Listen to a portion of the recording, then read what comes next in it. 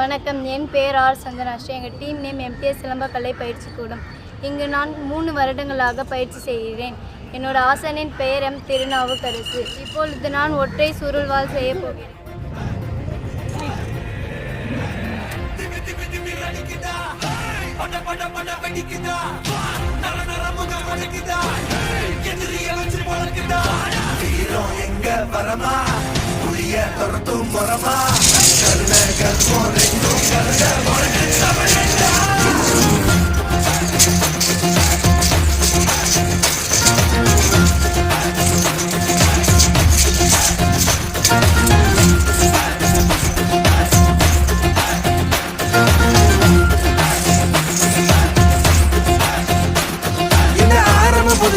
Hey!